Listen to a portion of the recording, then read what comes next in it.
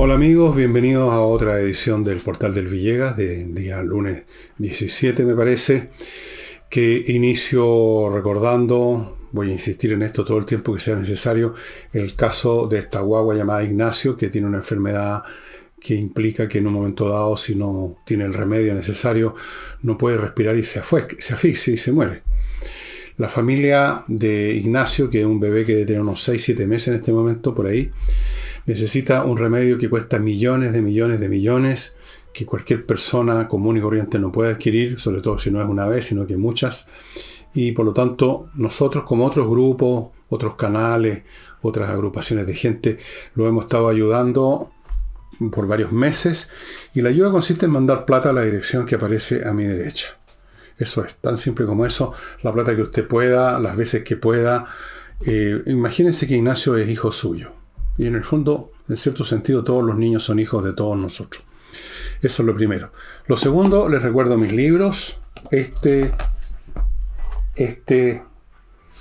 y otro que no está aquí, Envejezco Muérase, que están en el portal del Villegas.cl/tienda. Ahí los van a encontrar y los pueden comprar de a uno, el que les parezca. Lo pueden comprar en dos combos. Uno que abarca Insurrección y Envejezco Muérase, y otro que abarca los tres, a precios de verano, que estaban rebajados y se mantienen así.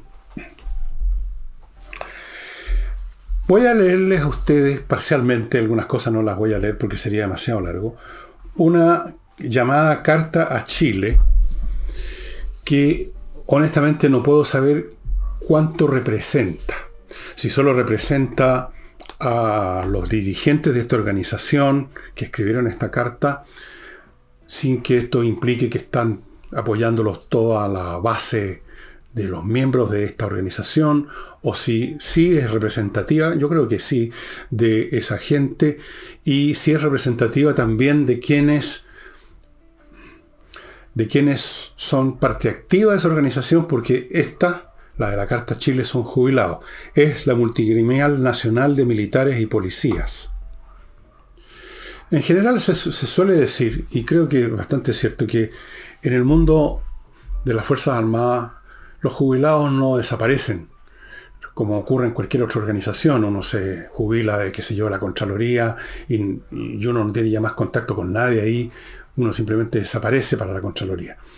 Pero en las Fuerzas Armadas, los que fueron oficiales, los que fueron soldados, siguen siendo oficiales y soldados para siempre jamás, aunque estén jubilados, aunque ya no estén en un cuartel, aunque estén en su casa, y tienen una comunicación muy fuerte y muy constante con el resto, con la parte activa. Son una sola entidad, una activa y otra pasiva. Esa es la teoría. No sé hasta qué grado es así, no sé mucho de esto, pero voy a leer esta carta. No porque yo considere necesariamente que es 100% representativa, ni voy tampoco a entrar a especular en cuestiones que yo creo que las dejaría mejor para historiadores de 20 años más. Me parece que el hecho que exista esta carta es lo interesante, por las razones que ustedes van a ver. La carta dice: lo que los chilenos no debemos olvidar, las Fuerzas Armadas de Orden y Seguridad Pública están imposibilitadas, dice, de realizar gestos por su ninguna responsabilidad en el pronunciamiento militar del 11 de septiembre de 1973. Esta carta, recordemos, está siendo entregada en momentos en que el gobierno se prepara para convertir todo el año en festividades o rememoraciones permanentes por el 11 de septiembre. Va a ser el gran... Bueno, continúo. Militares y policías actuales, por su formación y cultura, es difícil que quieran faltar el respeto y pasar a llevar el sentir y herir el orgullo de militares y policías en retiro que en el pasado no solo libraron a Chile del comunismo, sino en conjunto con la civilidad, fueron capaces de proporcionar al país las mejores décadas de su historia, instalándolo a la cabeza de los países de América. Continúo.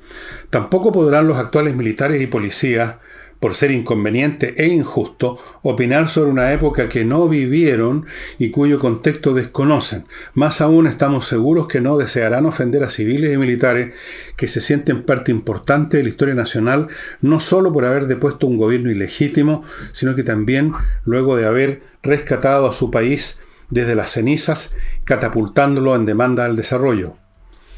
Como militares y policías en retiro, ciudadanos poseedores de deberes y derechos, no podemos dejar de denunciar los afanes distorsionadores de la historia que tiene el actual gobierno respecto a los sucesos de 1973 y que buscará concretar a como dé lugar. Continúo, que las Fuerzas Armadas actuales realicen gestos por su, entre comillas, ponen aquí, responsabilidad en el pronunciamiento liberador, es absurdo y de falsedad histórica total. La responsabilidad de estas en los hechos del 11 de septiembre es absolutamente ninguna.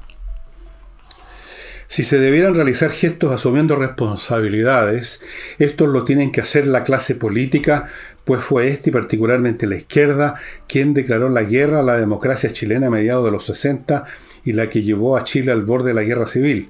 Recordemos, dicen, que el Partido Socialista aprobó la vía insurreccional no democrática en su Congreso General de Linares en junio de 1965, cuando este partido levantó abiertamente la tesis del enemigo interno, al que había que destruir, invalidando las vías democráticas. Después mencionan la aprobación de la vía armada por parte del Partido Socialista en el Congreso General de Chillán en octubre de 1967, instancia en que ratificó su propósito de destruir la institucionalidad chilena. Siguen un montón de puntos más que me voy a saltar y termina diciendo esta carta, fechada el 13 de abril de este año: al recordar 50 años del pronunciamiento es imprescindible acabar con mitos de variado signo, asumir públicamente las responsabilidades que a cada uno corresponda y reconocer definitivamente y sin complejos el éxito obtenido como país libre mediante el trabajo comprometido de civiles y militares de primer nivel intelectual y profesional, quienes llevaron a ubicar a Chile a la vanguardia de los países de América. Bueno, hay una serie de puntos acá que son muy discutibles. Por supuesto que las Fuerzas Armadas tuvieron una responsabilidad en el sentido de que actuaron. No fueron otros, no fueron los marcianos. Responsabilidad no implica necesariamente culpa, por si es eso lo que quieren eludir, sino que significa que son responsables, que respondieron a los hechos y actuaron. Fueron parte de los hechos, fueron parte protagónica de los hechos, desde luego. No se puede decir que no tienen responsabilidad. No se puede decir que su responsabilidad es absolutamente ninguna. No solamente ellos tienen responsabilidad, efectivamente la clase política y las fuerzas que trataron de crear el socialismo con vino tinto y empanadas son también actores principales. Tampoco diría yo que el gobierno de Salvador Allende era ilegítimo. Otra cosa es que pretendió, en algún grado mayor o menor, con muchas contradicciones internas, llevar a cabo la revolución del vino tinto y empanada, pero fue legítimo, fue elegido, etc. O sea, hay puntos discutibles y etcétera. Pero yo no quiero entrar a discutir esos puntos. Tampoco quiero discutir si esto es un mensaje vía jubilados de las Fuerzas Armadas activas. Tampoco quiero discutir si la narración histórica oficial, que ya se ha convertido en una especie de dogma, que incluso tiene como toda iglesia, sus mártires, sus protagonistas, su templo, el Museo de la Memoria, donde se venera ese pasado. Yo no quiero discutir si esa narrativa es la correcta o la falsa, y si la verdadera es esta de la multigremial nacional, cuál es la mirada que corresponde a los hechos. Ustedes saben que la historia tiene tantas versiones como historiadores.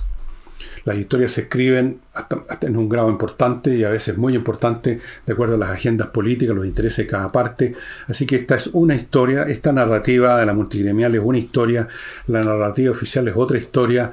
Dejemos a los tratadistas de los próximos 30 años, cuando estas cosas se hayan enfriado, discutir el tema. Para mí lo he mencionado esto, no para entrar a discutir cuál narrativa es la correcta. Lo dejo a los historiadores del futuro. Para mí, lo interesante de esto en el momento actual es que exista esta carta. Esta carta habría sido impensable hace unos años atrás. Hace unos años atrás, no solo los militares activos, sino que también los jubilados, ante la narrativa oficial que los condenaba a ellos como criminales, responsables, torturadores, asesinos, etc., hubo silencio, se mantenían en silencio. No sé si en la privada, en sus casas, en sus cuarteles, en sus casinos, abiertamente pensaban que no era así, pero era privado, y lo que es privado no adquiere, por definición, carácter público, y lo que no adquiere carácter público no adquiere carácter político. Había sobre esto tácita o expresamente una aceptación o un silencio frente a la narrativa oficial del 11 de septiembre del 73. Es más todavía, en algún momento, comandantes en jefe de las Fuerzas Armadas de Chile reconocieron directo e indirectamente sus protagonismos culposos, hablando de nunca más va a ocurrir, etc. Entonces, esa es la novedad y por eso que he leído esta carta, no para hacerme parte de esta tesis o de ninguna otra, la dejo a los historiadores de los próximos 20 años, sino porque el hecho interesante para mí en este momento es que esta carta exista. Que haya un grupo de jubilados que haya creído posible hacerla pública. Por eso que se llama Carta a Chile. Y como esto, dejando de lado si esta narrativa es correcta o incorrecta, lo dejo para los tratadistas del futuro. Con esta pura existencia de esta carta, se agrega otro elemento más a lo que yo he venido diciendo, en el sentido de que toda la construcción ideológica, valórica, histórica, sea cierto o no, no voy a pronunciarme sobre eso, se lo dejo a los historiadores del futuro, toda la que construyó la izquierda en estos años, toda la narrativa, todas las emociones asociadas a esa narrativa, que se llegaron a convertir en la verdad oficial, al punto que en un momento dado el Partido Comunista quiso legislar al respecto, y de manera tal de que cartas como esta habrían sido consideradas actos de negacionismo de una verdad ya absoluta y habría merecido cárcel los que escribieron y firmaron esta carta. Era la versión oficial, absolutamente el dogma, el catecismo oficial. El solo hecho de que exista esto, como otros elementos que hemos conversado acá en este programa varias veces, señalan cómo ha ido deteriorándose la postura de izquierda, no solo en sus planes políticos, jurídicos, en sus proposiciones constitucionales, sino que ahora también en sus narrativas. Ustedes dirán, estos jubilados son unos viejos chotos que no le importan a nadie, que no tienen efecto ninguno, pero yo no creo. Chotos o no, se han atrevido a escribir y publicar esta carta. Chotos o no, tienen algún tipo de relación con otros que no son tan chotos y que están activos. Y chotos o no, hay muchos otros chilenos, un número que desconozco, pero que yo creo que es sustantivo, que más o menos, si no en un 100% con esto, porque aquí hay varios puntos muy discutibles, están más o menos en la postura de que al menos ya no se puede aceptar y tragarse la hostia de la versión oficial de la historia de la izquierda. Y estos elementos sumados unos con otros, vistos en su conjunto, articulan una situación que alguna vez describí como el desplazamiento de las placas tectónicas y que se está manifestando ya en un plano no tan subterráneo como las placas tectónicas, sino que en la superficie de la vida social, en los hechos políticos que se están dando, en el rechazo a la proposición constitucional, en las encuestas de opinión, en todas esas cosas. Así que es un elemento interesante que hay que considerar y tomar en cuenta desde ese punto de vista, estimado amigo, no como una tesis respecto a la cual tenemos que dar un juicio acerca de si es verdadera o no, sino que respecto al hecho mismo que exista solamente esta tesis. Eso es lo que a mí me pareció decidor, digamos, elocuente. Y partamos con la contabilidad policial, que ya se está haciendo una especie de necesidad, tal como en un momento dado, cuando estaba el tema del COVID en su apogeo, todos los días había una contabilidad de los que morían, de los que se enfermaban, de los contagiados. Bueno, ahora, dado que la situación nuestra no es el COVID, sino la seguridad, tenemos que partir con la contabilidad de los crímenes que se han producido en las últimas 24 o 48 horas. Y les digo las que yo he visto. A un hombre lo asesinan en un microbús, venía de Peñaflor a Santiago, creo, o de algún otro lado, y lo balearon adentro del bus. A un joven de 24 años lo mataron a balazo en La Legua, la misma cosa. En San Bernardo hubo una persecución a delincuentes, que terminó con 3 carabineros heridos y 2 civiles. Estos son los hechos que ya se están convirtiendo en un estándar que va a llegar un día en que ni siquiera nos vamos a molestar en leerlo. Hace unos años atrás, cualquiera de estos actos, de estos hechos en solitario, que hubiera ocurrido una vez al año, una vez al trimestre, habría provocado algún grado de de alarma, en el sentido de un hecho inédito, pero ahora ya se están convirtiendo en como llaman ahora, la nueva normalidad, estimados amigos. Y eso nos va a llevar entonces a examinar los anuncios de Vallejo respecto al plan Calles sin Violencia, pero antes de eso me voy a hacer cargo de mi primer bloque comercial que hace posible este programa, todavía, y lo inicio con planemergenciaedificios.cl. Es un sitio en la internet, por supuesto, donde hay un grupo de profesionales a cargo de hacer lo que usted está obligado a hacer si es administrador, tiene alguna relación con la administración de un edificio, un condominio, y es cumplir con la nueva ley de copropiedad, la 21.442, que obliga a generar un plan de emergencia y evacuación para su edificio o condominio para situaciones de desastre, como un terremoto, una inundación, un incendio, etc. Hay que tener un plan de emergencia para que por supuesto lo conozcan los vecinos del edificio o del condominio. Y ese plan de emergencia no sale del aire, hay que hacerlo. Depende de cada edificio qué es la zona segura, qué hay que hacer en caso de incendio, cómo son los ascensores, 1000 cosas que son distintas en cada edificio, en cada condominio, por lo tanto tienen que ser examinadas una por una, y aquí están los profesionales de planemergenciaedificios.cl, un grupo de profesionales en los temas de seguridad que van al sitio donde está su edificio, van a su edificio o condominio, lo examinan, ven cómo, dónde y cuándo hay que hacer tales y cuáles acciones en caso, por ejemplo, de un incendio, cuáles son las zonas de seguridad, qué pasa con los ascensores, cuáles son en fin, qué tiene que hacer la gente si hay un incendio en la mitad, al medio o arriba del edificio, qué pasa con los terremotos, con los tsunamis, montones de cosas más que uno no las conoce porque uno no es experto en seguridad. Y la gente que no es experta en seguridad y que no tiene idea de qué hacer, pierde la cabeza, y esos son los que más se fatalizan cuando hay problemas. Así es que planemergenciaedificios.cl, yo le sugiero, si usted es administrador o tiene que ver con la administración, que vaya a ese sitio ya, porque hay que tenerlo, esto es una ley. Continúo con Fastmark, con su nueva sucursal en Puerto Vara, dicho sea de paso, este courier chileno que le trae por vía aérea o marítima desde Miami a Santiago lo que usted ha comprado para su empresa o como persona. Es una empresa que se dedica a la gestión de compras internacionales y lo hace como empresa chilena, conociendo mucho mejor que cualquier otra empresa, porque hay otras empresas courier, por supuesto, lo que necesitan los chilenos, cuáles son las condiciones de las empresas chilenas, etc. Amigos, fastmark.cl.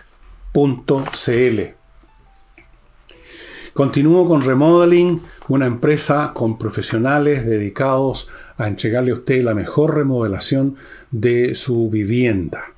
Remodelación de todo. Temas de pisos, cambiar un parqué por un piso flotante, o un piso flotante por el parqué, o sacar la moqueta y poner un piso de verdad, porque la moqueta no es un piso realmente. Todo lo que tenga que ver con el suelo tienen expertos. Temas de pintura, lo mismo. La pintura no es llegar y pasar una brocha, es un tema que requiere expertise, con qué pintar, cómo raspar el muro, qué pastas poner en qué lugares, tiene que ser pintura al óleo, pintura sintética, millones de cosas que uno no sabe y las hace mal, o las hace mal el maestro chasquilla que uno contrató. Remodelación de un nivel mayor, construir una mansarda, extender una terraza, problemas de albañilería, cambios de muebles de cocina, todo eso póngalo en manos de Remodeling y quede satisfecho con un trabajo bien hecho. No se ponga en manos de maestro chasquilla. Y termino este bloque recordándoles que está en vigor hasta el 21 de este mes la promoción de Climo, la mejor climatización de Chile, que consiste en un descuento de entre 70.000 y 120.000 pesos con los equipos Daitsu Arctic. La otra vez dije Daihatsu, no, Daitsu Arctic. Equipos que traen el Wi-Fi incorporado, el gas refrigerante R32, que es el que se usa en Europa, última generación, más eficiente y ecológico, un excelente diseño, alta performance de eficiencia energética. Prepárese ya empezó los tiempos más frescos. Ustedes ven que ahora estoy con camisa y no con polera, y puede venir un invierno, y espero que así sea, un invierno de verdad este año en comparación con el del año pasado. Va a ser más frío, espero que llueva más. Usted prepárese para eso con miclimo.com y aproveche esta promoción. Bueno, apareció entonces la señora o señorita Camila Vallejo, que me tinca que va a ser la candidata presidencial de la izquierda en las próximas presidenciales. Todo indica para ese lado. Apareció diciendo que el plan Calle Sin Violencia empezaría en abril en Santiago, en la comuna, y en mayo en las otras 30 comunas que tienen identificadas y que usted puede ver cuáles son en la prensa. En Santiago no entra mi comuna, Ñuñoa. Parece que se supone que es muy segura esta comuna. Bien, habló un montón de cosas. Es vocera después de todo. No, para hablar no tiene problema. Habló de cosas como la siguiente. De que el subsecretario y la ministra del Interior se están coordinando. No sé si han escuchado esto de la coordinación antes. Es el tipo de palabras que son propias de un régimen. Cada régimen tiene las palabras que les gusta. Más.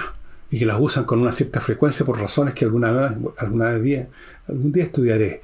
La relación de ciertas palabras con ciertos conceptos, con ciertas emociones, por lo tanto con ciertas posturas. Por ejemplo, el verbo fortalecer. Siempre están fortaleciendo esto y lo demás allá. Y lo otro de este gobierno es la coordinación.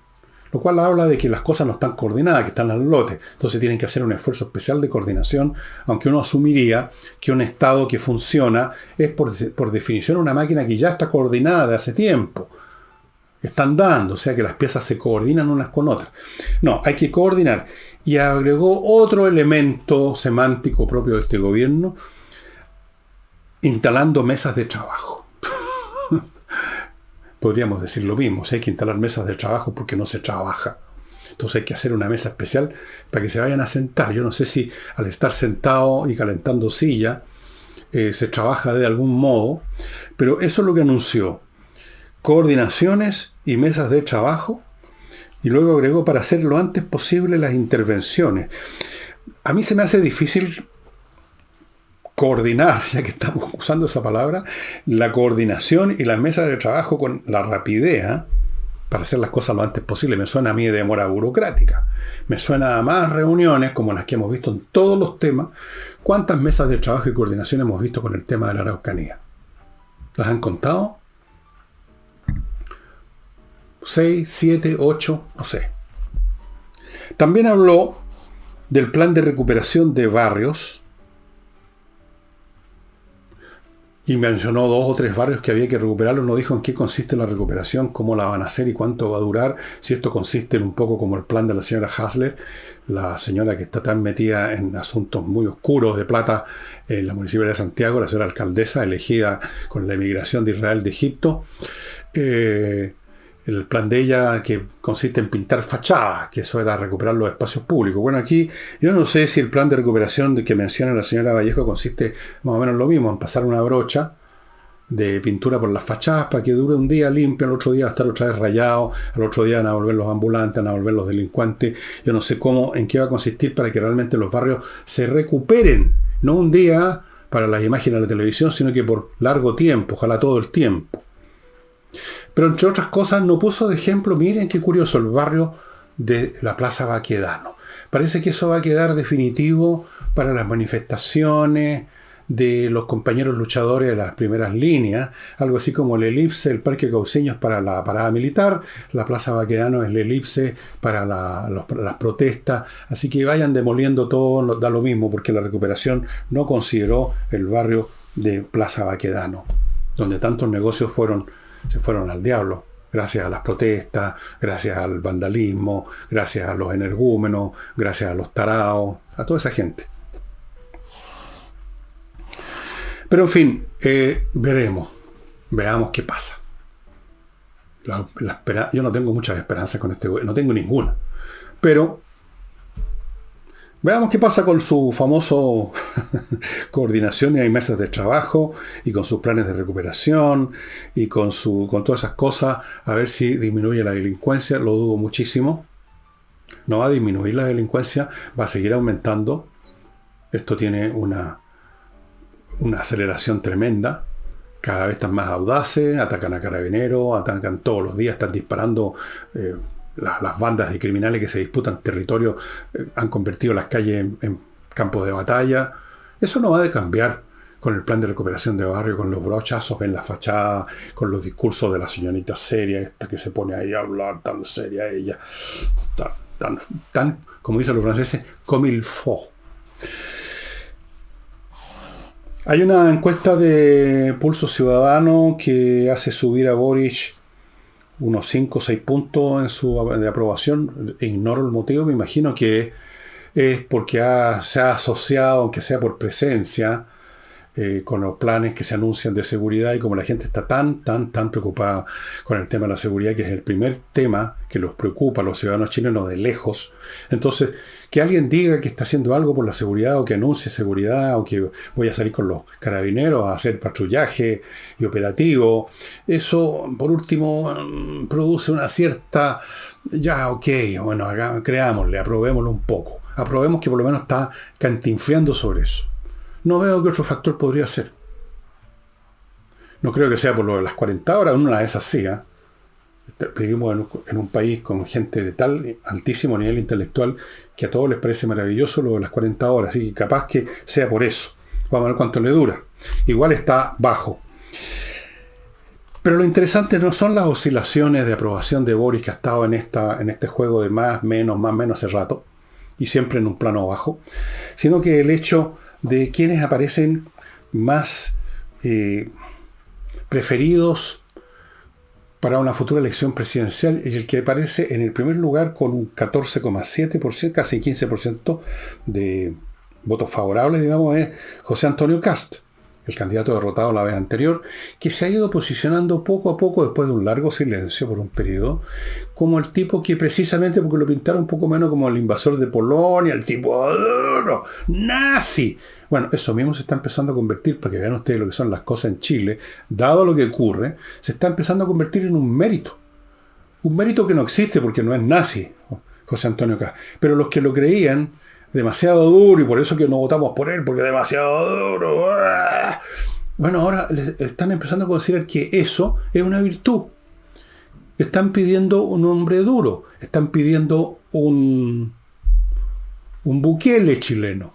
Y parece que creen que el Bukele chileno es José Antonio Kast. No digo que todos los que lo están aprobando, pero me imagino que deben haber algunos que dicen, necesitamos un Bukele, y el único Bukele que veo a la mano aquí es José Antonio Kast. Va a exterminar a los delincuentes y el otro día va a invadir Polonia. En el segundo lugar aparece, con muy buen puntaje, también Evelyn Matei. En el tercer lugar aparece otra persona de derecha, el señor Carter. Puros personajes de derecha. En el cuarto lugar recién aparece, con un porcentaje bastante más modesto, por ahí por el 5%, la señora o señorita Vallejo, que por ese motivo y por una cuestión de descarte, creo que va a ser la candidata presidencial de la izquierda en la próxima oportunidad. Porque cuenta con una condición que es importante, no es simpática como era Michelle Bachelet, o por lo menos simulaba hacerlo, no es simpática, tiene un perfil duro, pero una de esas se pone a sonreír y le resulta, pero tiene muy buena presencia sin duda, buena facha. Como vocera de este gobierno ha metido las patas varias veces, pero siempre ha mantenido una cierta postura, una cierta dignidad en el cargo. Y además, por último, no veo quién podría ser el candidato fuera de ella. ¿Quién podría ser el candidato de la izquierda? ¿El señor Tellier? ¿El señor Jadwe? ¿Quién? ¿El señor Jackson? El pelado Jackson con su barba y bigote, que ya vamos a llegar a él porque volvió a abrir la sanguchera. No hay, pues. Vallejo. Claro, es comunista. Pero, quién sabe. En una de esas eso es de un ancla demasiado grande. Todavía. No lo sé. Faltan 3 años. Pero me tinca que Vallejo va a ser una de las personas que va a estar ahí en ¿cómo llaman? En la pole position. O algo así. Pero lo interesante es que todos los personajes que aparecen como siendo deseados por la gente como futuros presidentes, por lo menos los que contestan esta encuesta, naturalmente que hay muchos que no contestan, no saben, no sé, no contesto, no han pensado, pero es interesante que los 3 son de derecha. Para que vean ustedes el péndulo como va, pero cascando para el otro lado. Y entre otras cosas que aparecen en esta encuesta, el 52,7% de los interrogados favorecen que haya un estado de excepción en la región metropolitana, lo cual manifiesta, digamos, de otra manera, como tantas otras manifestaciones, que la gente está realmente absolutamente psicopateada, literalmente, con esto, y con toda razón, con esto de la seguridad. Entonces, lo del estado de excepción, que yo creo que no serviría para nada, para muy poco. A los criminales no se les espanta por presencia, se les captura y se les lleva a un tribunal. Y si se resisten con armas de fuego, se les liquida. Eso es. Así en todas partes del mundo, por lo menos. Ahora en Chile, como somos un país del buenismo o del huevonismo, tal vez sea distinto. Aquí el tema de los derechos humanos sirve también para proteger a los delincuentes, especialmente para proteger a los delincuentes. Pero la gente se aferra a cualquier cosa. Y en este caso, al estado de excepción le daría una sensación. Una sensación. Y otra cifra muy interesante y decidora es que el 62% de los encuestados, ya les voy a decir qué pasa con ese 62%, voy a dejarlo en suspenso, voy a mi próximo bloque, lo inicio con kmmillas.cl, el sitio donde usted va y vende sus millas acumuladas, ya sabe por qué, antes que las empresas se las hagan desaparecer. Vaya a KM Millas, pagan un buen precio y a la pasada usted está ayudando a la Unión de Amigos de los Animales.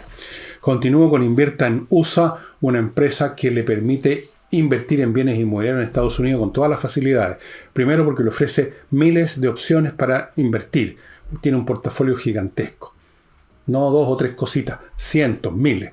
Segundo, le abre cuentas en bancos norteamericanos. Tercero, le consigue crédito en los bancos norteamericanos. Cuarto, le tramita la visa de residencia y se quiere ir para allá. Quinto, cualquier problema van a estar con usted, aunque ya la venta se realizó. Ellos podrían lavarse las manos y decir, bueno, ya le vendimos a este caballero. Buenas noches, los pastores. Good luck. No, se quedan con usted y lo ayudan a resolver el problema. Inviertanusa.cl. Si tiene un problema ahora legal que va a terminar en un tribunal civil, no penal, civil, salinayojeda.cl es el sitio al cual tiene que ir para contactarse con un bufete, Salina y Ojeda, que son especialistas en temas civiles con una gran tasa de éxitos legales. salinasyojeda.cl. Y termino este bloque con compreoro.com, es este caso, donde usted puede comprar oro y plata, o las dos cosas, o una nada más, el metal precioso como tal, en la forma de lingotes o de moneda. Hay lingotes chiquititos, hay lingotes más grandes de oro, todos 99,99% de pureza, certificado por la Universidad Católica de Chile. Es un resguardo fantástico, porque el oro y la plata, siendo valores intrínsecos y no representaciones en un papel de un valor financiero, sino que valores intrínsecos, cosas con valor, usted va a estar tranquilo que no van a perder su valor, siempre van a ser apetecidos. El oro y la plata siempre lo han sido desde el principio de los tiempos. Es una excelente reserva, además como objeto que usted lo puede trasladar cuando, cómo y a dónde quiera para venderlo. Voy a ese 62%. Ese 62%, estimados amigos, es de la gente que fue interrogada por Pulso Ciudadano y que dijo no tener ninguna confianza en el proceso constituyente que va a empezar en unos días más. O sea, que empezó ya con los expertos, que va a seguir ahora con la elección de los consejeros, eventualmente va a haber un plebiscito salida. Ahora, ¿en qué consiste la desconfianza? Porque no tienen confianza, no sé.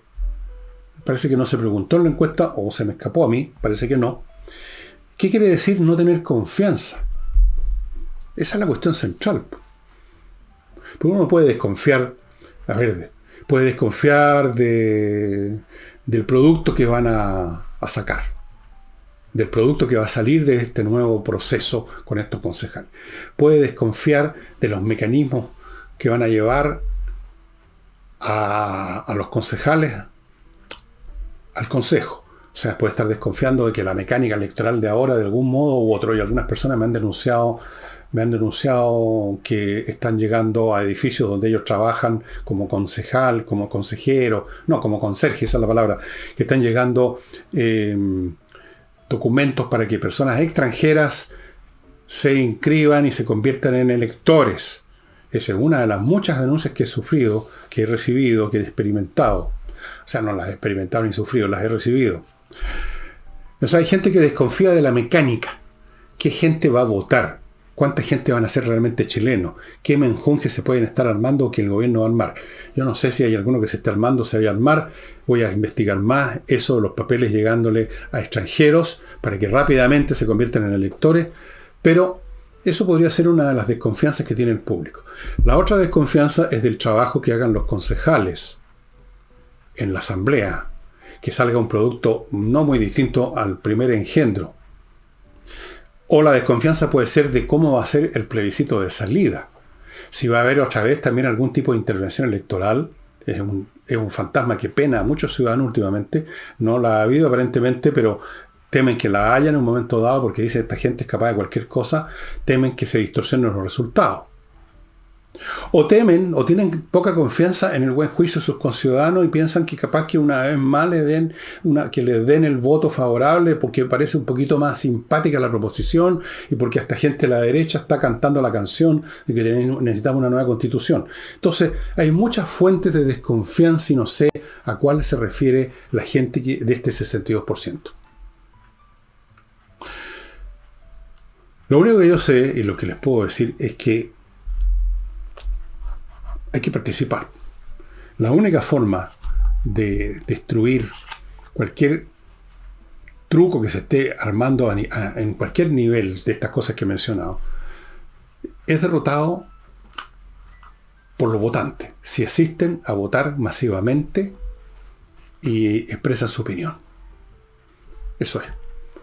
Si usted quiere votar favorablemente una proposición constitucional que una vez más reitera con algunos pequeños cambios cosméticos la primera, allá usted.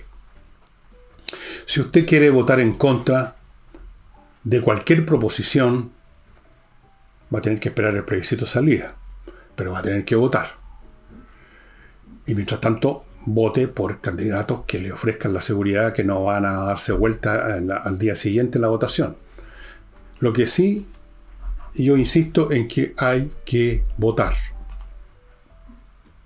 No empiece con esto de que a mí no me interesa, que estoy aburrido, porque resulta que la izquierda nunca se aburre de sus objetivos, nunca pierden de vista lo que quieren, son mucho más disciplinados, son capaces de cambiar a miles de personas de una dirección electoral a otra para obtener un resultado, como me dicen que fue en Santiago, me dicen mis espías. No, como dije la otra vez, no tengo constancia de eso, no sé, habría que investigar el CERVEL, hacer una investigación que yo no he hecho. Pero si usted quiere hacerla, quizás la pueda hacer. El hecho es que la izquierda es mucho más disciplinada. Van a ir a la urna a votar lo más que puedan. Es la derecha la que suele decir, la que renuente, flojona. ¿Cuánta gente conozco yo que los días de votación se fueron a la playa? Bueno. Así es que, ¿de qué desconfía este 62%?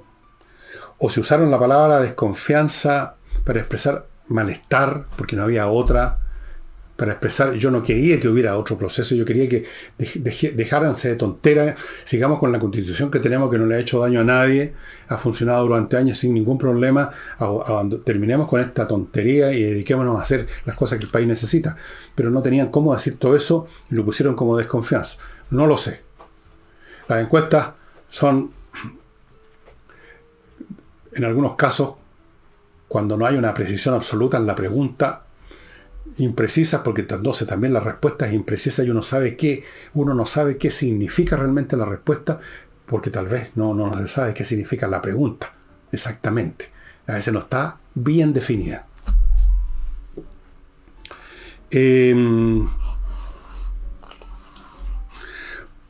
Un momento de alegría y buen humor. Tengo por aquí, imprimí un pedacito de lo que dijo Jackson en una de estas entrevistas de fin de semana. Jackson, que ahora, como fue tan penca su actuación en el puesto que lo ubicaron al principio en el gobierno, lo exiliaron a esto que se llama Ministerio de Desarrollo Social y Familia, que no tengo idea de qué diablos hacen. Yo creo que no hacen nada significativo, salvo pagar a los que trabajan en el ministerio. Y de una larga explicación, una exposición sobre el tema de las coaliciones de gobierno, que en realidad puede que hayan algunos encontrones de repente, pero que en lo básico se entiende, que se va aprendiendo con el tiempo, que entendemos, un montón. Pero yo seleccioné una parte porque es de un cantinfleo maravilloso, así que es la siguiente. Por favor, escuchen. En esta línea de que las coaliciones, la coalición original del gobierno y la que se sumó después, que de repente tienen encontrones, dijo que se entrelazan relaciones que van mucho más allá de aquella entre personas que dicen, no señor, que son más arrojadas o quizás tienen una mirada más conservadora, pero eso no está tan dado. No, porque una persona sea de una u otra coalición, sino por condiciones del arrojo que tengan en lo político. Y no es que unos estén bien y otros no estén mal, no señor, porque estamos claros que tenemos minoría en ambas cámaras del Congreso. Aquí sí que dijo algo concreto. Se entrelazan relaciones. Voy a leerlo ahora en un tono normal para que no crean ustedes que esto parece cantinflero porque traté de imitar a Cantinflas. Si lo leo con el tono más serio del mundo, miren, se entrelazan relaciones que van mucho más allá de aquella entre personas que dicen que son más arrojadas o quizás tienen una mirada más conservadora, pero eso no está tan dado porque una persona sea de una u otra coalición, sino por condiciones del arrojo que tengan en lo político. Y no es que unos estén bien y otros estén mal, porque estamos claros. Bueno, yo para mí eso es cantinfleo puro. He ahí un monumento verbal del cantinfleo de Jackson, que a su vez es un monumento ambulante en dos patas del cantinfleo de toda su coalición, del gobierno, de Boris, que no cantinflea muy distinto. Yo no sé a quién darle el primer premio, si a Jackson, a Boris o a la señora Toá, porque todos cantinflean más o menos del mismo estilo, usando palabras enrevesadas, frases que no se entienden, sus relaciones lógicas, semánticas, como eso. ¿Por qué eso no está tan dado? Porque no, señor, porque una persona sea de una otra coalición, no, porque no, por condiciones del arrojo que tengan en lo político. ¿Qué es el arrojo en lo político? ¿Que estaban arrojando? ¿O qué? Valentía. De valentía. ¿En qué se expresa la valentía en lo político? ¿Qué quiere decir con eso? Y no es que unos estén bien y otros estén mal, no, pues no, señor. Lo encontré divertido. ¿Qué quieren que les diga? Esto es lo que merece el palabrerío del señor.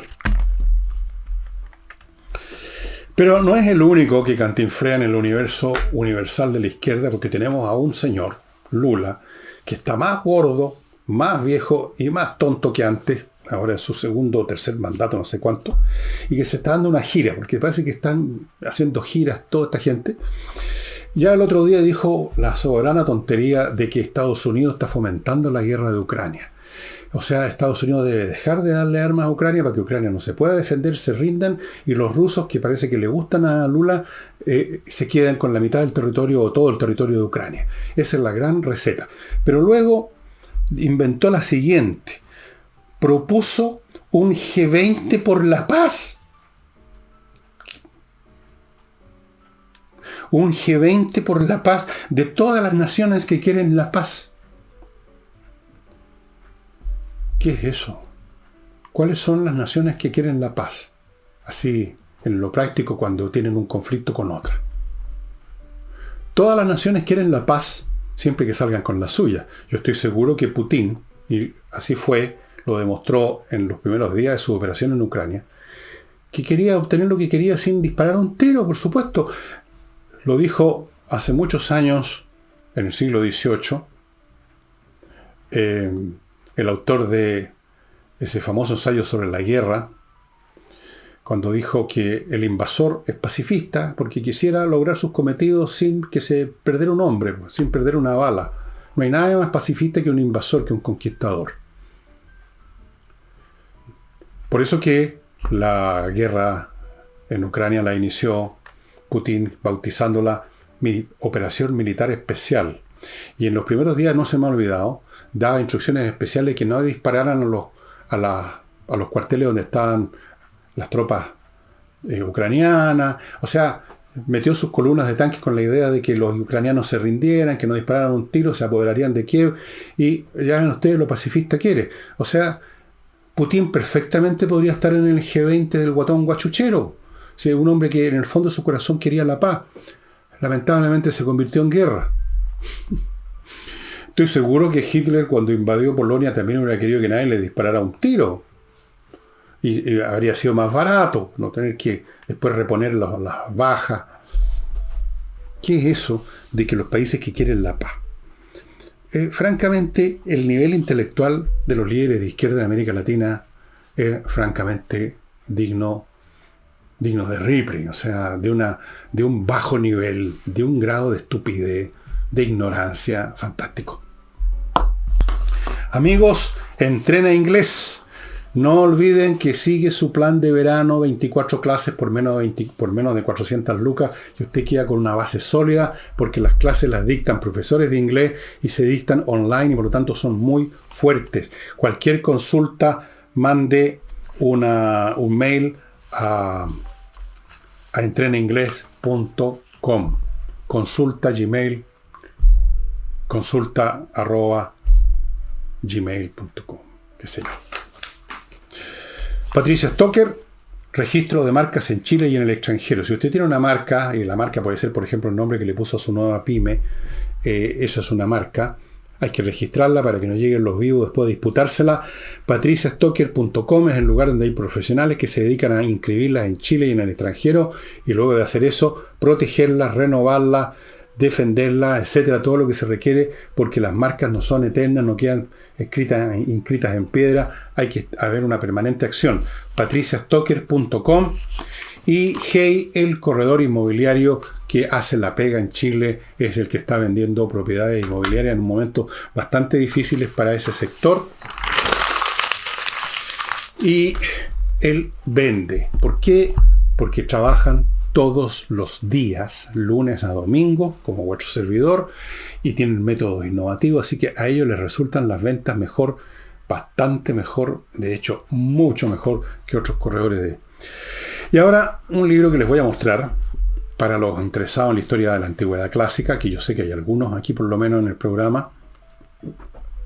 Yo tengo muchos libros de esto, les he mostrado también no poco, pero este no se lo había mostrado, y es un libro que me consta que está disponible en Amazon, lo verifiqué ahora.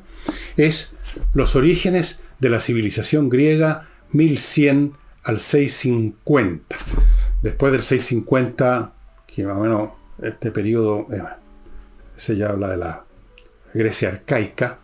Después del 650 ya estamos entrando rápidamente a un periodo más moderno, el de la Grecia clásica. Por eso que como es de los orígenes, se refiere a este periodo de un historiador, Chester Starr, que fue un gran clasicista, un gran historiador del periodo clásico.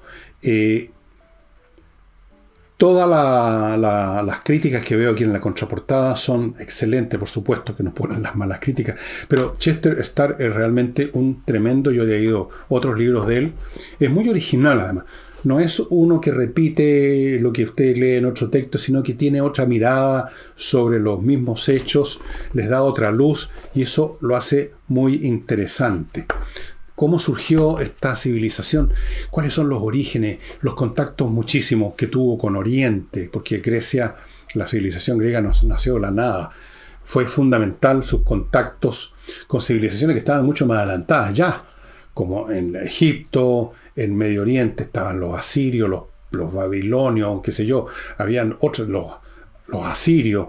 Habían otras culturas, civilizaciones avanzadas, muchos elementos del arte, muchos elementos de la mitología griega vienen de Oriente. Y los especialistas en estudiarlas han descubierto esas raíces. Pero los griegos le dieron un tratamiento, una forma especial y distinta, y así como sus primeros balbuceos en matemáticas los deben haber traído de Oriente o de Egipto, pero fueron los griegos los que lo convirtieron en lo que es una ciencia matemática con axiomas, con demostraciones de axiomas, cosa que antes no se hacía. O sea, construyeron la matemática como ciencia matemática.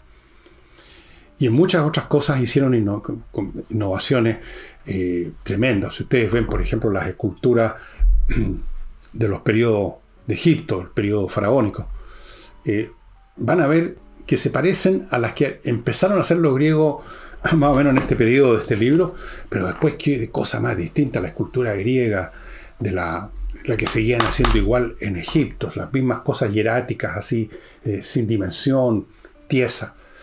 Los griegos hicieron todo distinto y crearon una tremenda civilización que está es una de las semillas de nuestra civilización occidental. Los orígenes de la civilización griega, amigos, disponible en Amazon, un libro muy interesante. Este señor Starr escribía muy bien, su inglés es absolutamente transparente, no hay ningún problema. Y eso, estimados amigos, por hoy. Mañana, si Dios no lo impide, con sus poderes especiales, estaríamos con Nicole Rodríguez. Muchas gracias y hasta mañana.